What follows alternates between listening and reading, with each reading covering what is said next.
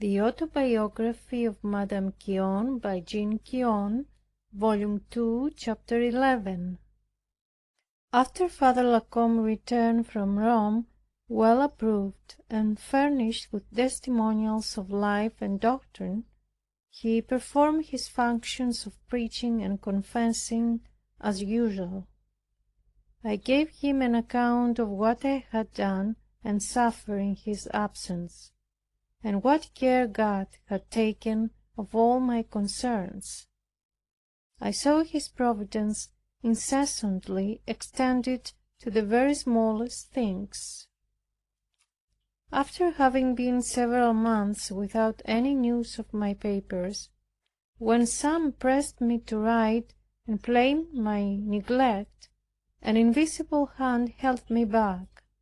My peace and confidence were great. I received a letter from the ecclesiastic at home, which informed me that he had orders to come and see me and bring me my papers. I had sent to Paris for a pretty considerable bundle of things for my daughter. I heard they were lost on the lake, and could learn no further tidings about them. I gave myself no trouble. I always thought they would be found. The man who had taken charge of them made a search after them a whole month in all the environs, without hearing any news. At the end of 3 months they were brought to me, having been found in the house of a poor man, who had not opened them, nor knew who brought them there. Once I had sent for all the money which was to serve me a whole year. The person who had been to receive cash for the bill of exchange, having put that money in 2 bags on horseback, forgot that it was there, and gave the horse to a little boy to lead. The money fell from the horse in the middle of the market at Geneva. That instant I arrived. Coming on the other side, and having alighted from my litter, the first thing I found was my money. What was surprising was that a great throng was in this place, and not one had perceived it.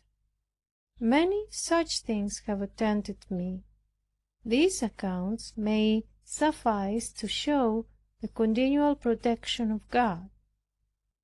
The Bishop of Geneva continued to persecute me.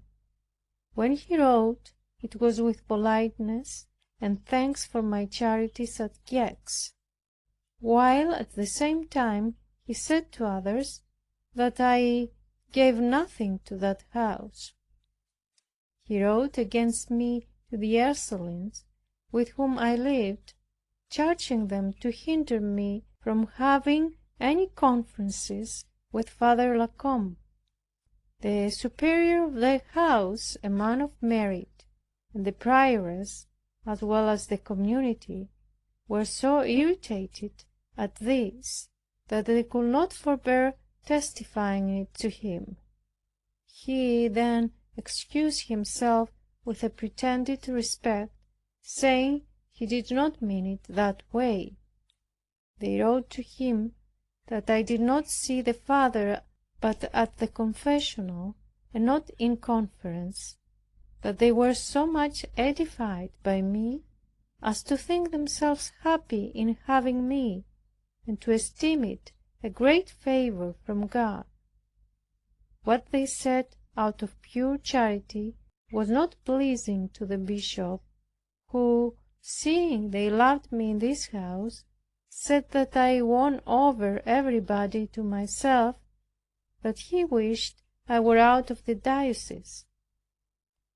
Though I knew all this, and these good sisters were troubled at it, I could have no trouble by reason of the calm establishment which I was in, the will of God rendering everything equal to me.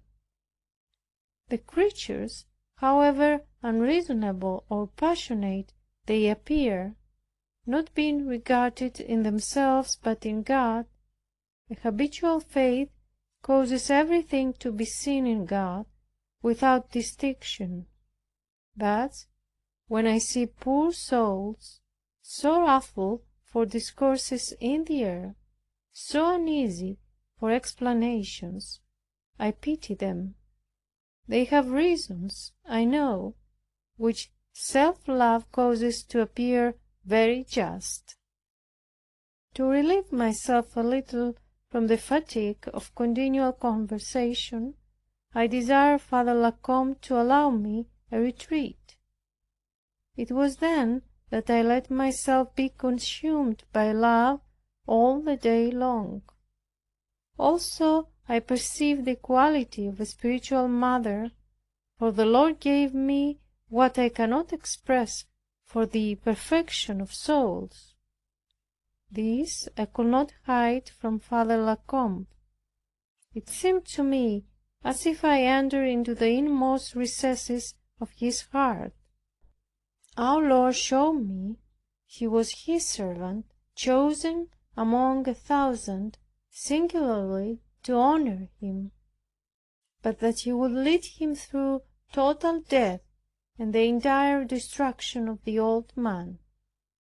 He would have me contribute thereto and be instrumental to cause him to walk in the way in which he had led me first, in order that I might be in a condition to direct others, to tell them the way through which I have passed.